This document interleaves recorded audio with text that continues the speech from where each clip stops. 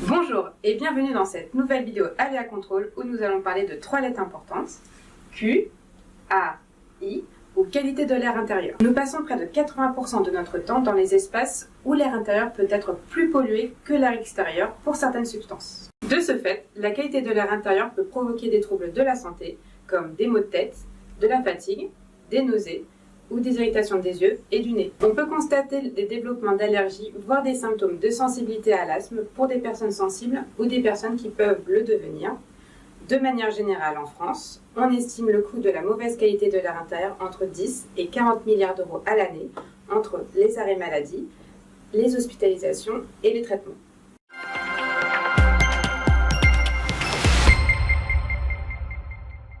C'est l'évaluation des composés dangereux pour la santé qui se retrouvent dans l'air que nous respirons. On peut y trouver notamment de nombreux matériaux, des composés chimiques, de petites particules fines comme la poussière à différentes tailles, ou des particules venant de la nature comme le pollen. Et tout cela peut se retrouver dans nos poumons. Par exemple, savez-vous que le nombre de décès imputés à la QAI, selon l'OMS, représente 30 millions de décès? La QAI est donc un problème qui nous concerne tous.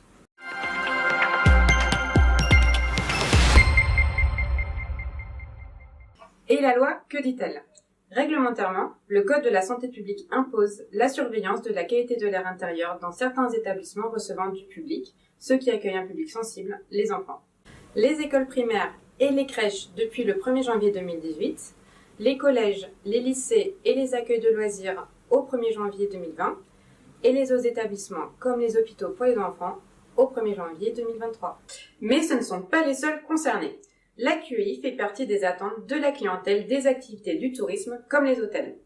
Une étude prouve que la concentration de polluants engendre des risques pouvant aller jusqu'à 71% d'insomnie et 60% de sommeil qui n'est pas réparateur. Il est donc primordial pour les gérants des hôtels de prendre en compte l'importance d'une bonne QAI dans leur service client. Enfin, le tertiaire est l'un des secteurs où la QAI peut s'avérer mauvaise. Acariens, moisissures, pièces non ventilées, bactéries, particules fines peuvent engendrer des maux de tête, de l'endormissement ou encore de l'asthme. Ce sont les principaux symptômes des bâtiments malsains.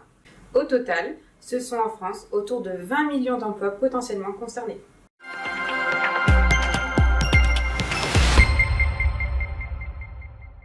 Aléa Contrôle vous accompagne dans cette démarche rigoureuse et participative où chacun des acteurs de la surveillance pouvant agir sur l'accueil des bâtiments vont être sensibilisés.